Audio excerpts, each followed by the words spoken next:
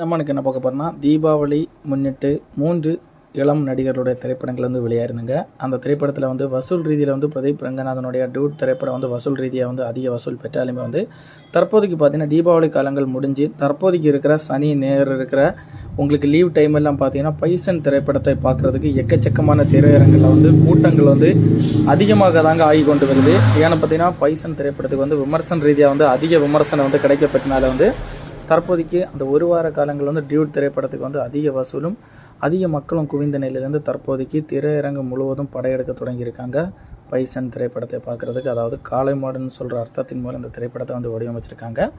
கபடியை மையமாக வச்சு தாங்க இந்த திரைப்படத்தை வந்து உருவாக்கியிருக்கேன். அந்த திரைப்படத்துக்கு வந்து தற்போதைக்கு நல்ல ரெஸ்பான்ஸ் வந்து கிடைக்கப்பட்டிருக்குங்க.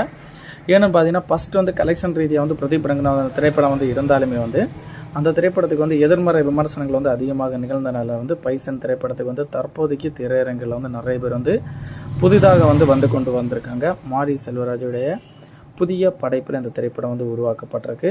அவருடைய படைப்பில் எல்லாமே வந்து சாதியை வந்து மையமாக வச்சு, அதாவது தாழ்த்தப்பட்ட சாதியில் இருக்கவங்க எப்படி வந்து மேலே வராங்க அப்படி சொல்கிற கான்செப்ட் தான் அவர் மையமாக வச்சு இந்த திரைப்படத்தை எல்லாமே உருவாக்கியிருக்காரு. துருவ் விக்ரமுடைய மகன் தாங்க துருவ் விக்ரம், பசுபதி, ரஜினா விஜயன் இவங்களுடைய நடிப்பில் ராஜிசா விஜயன் இவங்களுடைய நடிப்பில் அந்த திரைப்படம் வந்து உருவாக்கப்பட்டிருக்கு. அந்த திரைப்படத்துடைய இசையமைப்பாளராக வந்து நிவாஸ் கே பிரசன்னா வந்து அமைஞ்சிருக்காரு. திரைப்படம் வந்து 2 மணி நேரம் 48 நிமிடம் அந்த திரைப்படத்தோட டியூரேஷன் கொடுத்துருக்காங்க. தமிழ் மொழியில் மட்டும்தான் வெளியாக இருக்குது. கிட்டத்தட்ட 30 கோடி ரூபாய் பட்ஜெட்டில் எடுக்கப்பட்ட இந்த திரைப்படம் வந்து தற்போது வரைக்கும் பார்த்திங்கன்னா 52 முதல் 55 கோடி வரைக்கும் தற்போதைக்கு வசூல் சாதனை புரிஞ்சிருக்குங்க. வானதி கிட்டனாக துருவ் விக்ரம் நடிச்சிருக்காங்க. வேலுச்சாமியாக வந்து பசுபதியும், ராஜியாக வந்து ரஜிசா விஜயன் நடிச்சிருக்காங்க. அமீர், லால், அனுபாமா பரமேஸ்வரி, அழகன் பெருமாள், கே பிரபஞ்சன் இவங்கெல்லாம் வந்து ஒரு அங்கங்கே வந்து சின்ன சின்ன கான்செப்டில் வந்தாலும் அவங்களுடைய நடிப்பை வந்து நல்ல ரீதியில் வந்து ரெஸ்பான்ஸ் வந்து கொடுத்துருக்காங்க.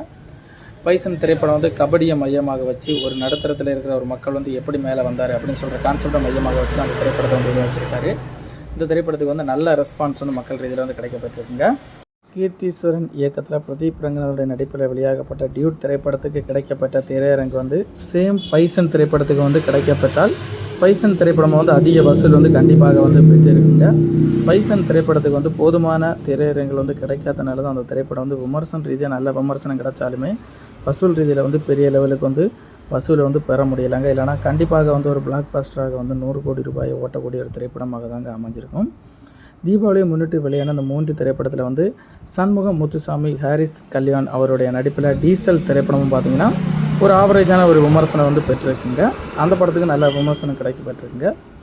இந்த தீபாவளி வெளியாகப்பட்ட 3 திரைப்படத்தில் உங்களுக்கு எந்த திரைப்படம் வந்து பிடிச்சிருந்து அப்படின்னு சொல்கிற திரைப்படத்தை நீங்கள் கமெண்டில் தெரிவிச்சுக்கோங்க.